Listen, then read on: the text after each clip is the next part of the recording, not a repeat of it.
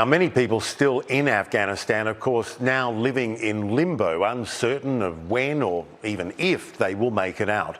But for thousands of evacuees who did make it to safety, got out of the country, the American air base in Ramstein, Germany has become a welcome refuge as they await their journey onward. Atika Schubert joins me now from Ramstein. What have you been seeing and hearing, Atika? I'm sure there's no shortage of hopeful, but at the same time, heartbreaking stories. No, absolutely. It's a mix of emotions. But what we have been witnessing is this incredible transformation of the Ramstein Air Base.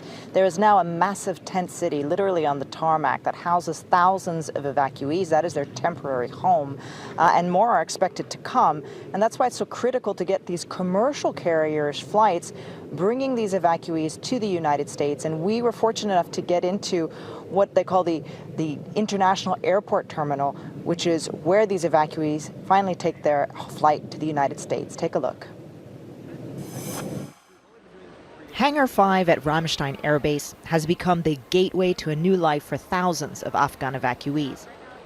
Now, this military airplane hangar has essentially become an international airport terminal, and we're standing in what would be the check-in area. And the goal is to get as many evacuees as possible onto those commercial planes to the United States. Many are happy to be leaving, but also fearful for family left behind. Ahmad Shah Shirzad checks in for his flight with his sister and father.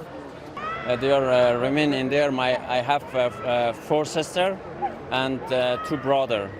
I come here with my 1 sister. Yeah, it's very hard to feel this, honestly. While the military has handled the evacuation from Kabul, it is the State Department and Homeland Security that are responsible for getting evacuees to the U.S. The military brings them in, and they stay here for a short period of time, and then we bring them out so they can go back to the United States. It has been slow moving, but now we're getting into a process. Flights are leaving. Ready? All right. Volunteers pack toys, coloring books, and snacks into backpacks for the kids before the flight. It doesn't even have to be anything fancy or that makes noise. And they'll go from wailing to content and happy and smiling the rest of the time. It's unbelievable. On the tarmac, the flight arrives, Delta's A350 flagship plane. For the entire crew, an emotional experience. We saw some of the evacuees standing out by the hangar, and I think that's really when it clicked, and we were all in like, okay, this is game time. These are people that we are bringing back to the United States to, escape. Hope that the normalcy of a commercial flight might provide some measure of comfort after the hasty evacuation. We did everything we could to make everyone comfortable and feel protected and quite frankly loved. As the plane is ready for boarding, Ahmad Shah Shirzad and his family weigh their bags, all they were able to bring. Then they wave goodbye to board their flight to a new life in America. I just have some new numbers coming in here. More than 4,100 evacuees have departed for the United States on approximately 18 flights from Ramstein Air Base, which sounds like a lot, but keep in mind that in the next 24 hours, as the evacuation out of Kabul airport continues, they are expecting as many as 10,000 evacuees to arrive at the Ramstein Air Base. And at the moment, we're averaging about 1 plane an hour. So it really is an incredible logistical operation that's happening at the base. Michael? Absolutely is. Atika, thanks so much. Atika Schubert there in Germany. This week, the Pentagon activated a rarely used program to mobilize U.S. commercial airlines for the Afghanistan evacuation effort. As part of the Civil Reserve Air Fleet, airline carriers flew evacuees from temporary staging bases outside of Afghanistan to other countries for resettlement. Joining me now is Delta Airlines pilot Alexander Khan. He transported Afghan evacuees from Ramstein base in Germany to Dulles Airport outside Washington, D.C. Captain, thanks so much for joining us this morning. Thank you for having me. Tell us about that flight from Ramstein to Dulles. What was it like? It was a fascinating opportunity to be able to do a flight like this.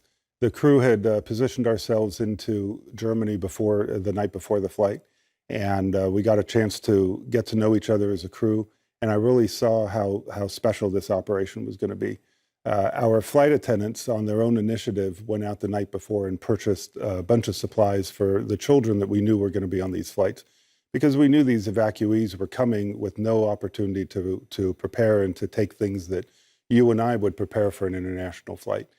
Spending their own money, they purchased diapers and wipes and candy and balloons and other coloring books and other things that they knew the evacuees were going to need, and refused to take any reimbursement from us, from the pilots, for this. And I know this opportunity was personally poignant for you. Why? It was for a couple of reasons. First of all, for superficial, selfish reasons. Ramstein Air Base is where I first learned how to fly an airplane, where I first soloed and where I got my private pilot's license.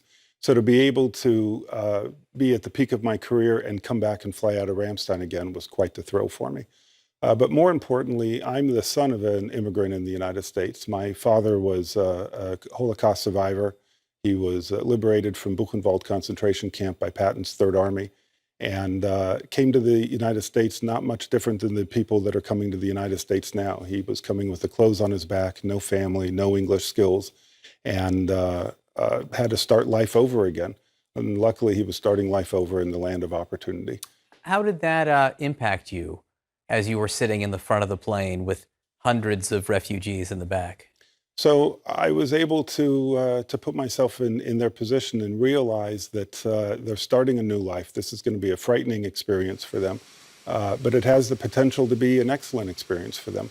My father made it into the United States, learned English, put himself through school, became a doctor, and years later actually was back in West Germany as a physician for the U.S. Army, where I became an Army brat at the tail end of the Cold War. I can't imagine. Were you able to speak to any of the people, any of the refugees? I purposely didn't, because I knew that these people deserve their dignity and they didn't need a bunch of people coming back and making a spectacle out of them. Our flight attendants, on the other hand, were incredibly professional and were able to give them exemplary service.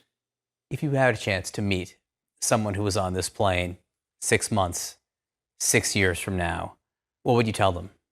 I think I'd probably ask them how's their experience, have they been able to reach goals that they never dreamed possible, and to give them hope, to show them that we are a land of legal immigrants, and this is what built the United States. We're a generous country because we're a generous people, and the future is theirs.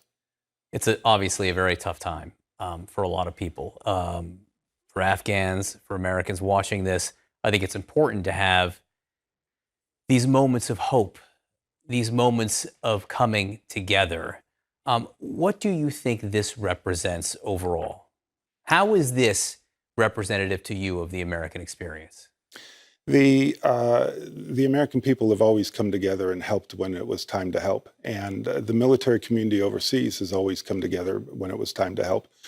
When I broke off and went into the base exchange on Ramstein Air Base to purchase more supplies, I ran into some military family moms who asked what we were doing and asked how they could get involved.